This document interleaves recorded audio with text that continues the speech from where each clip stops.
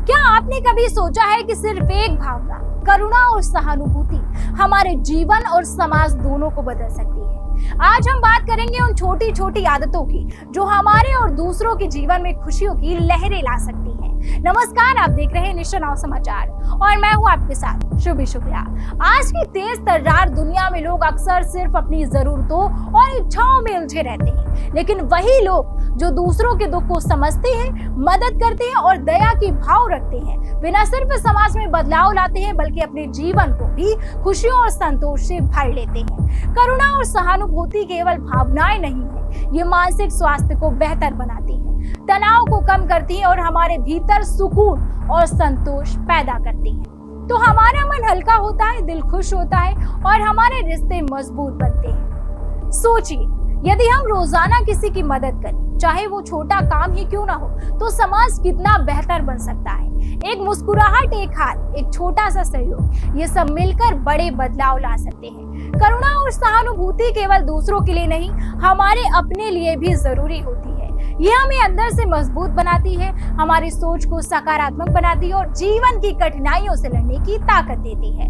मानव जीवन का हर अनुभव हमें कुछ न कुछ सिखाता रहता है। जब हम दूसरों के दर्द और खुशी को समझते हैं तो हम अपने भीतर भी नकारात्मक भावनाओं को नियंत्रित करना सीख जाते हैं। शास्त्रों और मनोविज्ञान दोनों बताते हैं कि करुणा और सहानुभूति हमारे मस्तिष्क और हृदय को स्वस्थ रखती है, मानसिक तनाव कम होता है, आत्मविश्वास बढ़ता है और हम अधिक धैर्य और समझदारी से जीवन की चुनौतियों का सामना कर पाते हैं।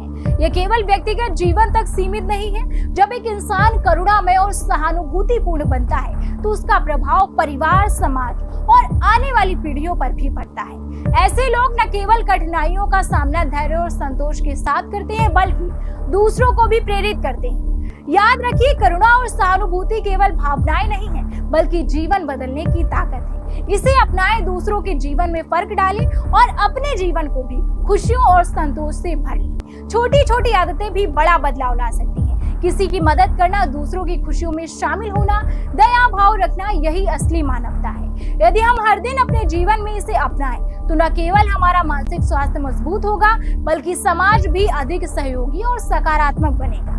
तो आप भी आज से एक कदम उठाइए, किसी की मदद कीजिए, किसी की मुस्कान बनिए, यही है असली मानवता। छोटे प्रयास भी बड़े बदलाव ला सकते हैं। इस भावनात्मक और मानसिक संतुलन को अपने जीवन का हिस्सा जरूर बनाएं और अपने जीवन और समाज में सकारात्मक ऊर्जा फैलाएं। ऐसे ही खास जानकारी के लिए हमारे साथ जुड़े रहिए और देखते रहिए निश्चय नाव समाचार।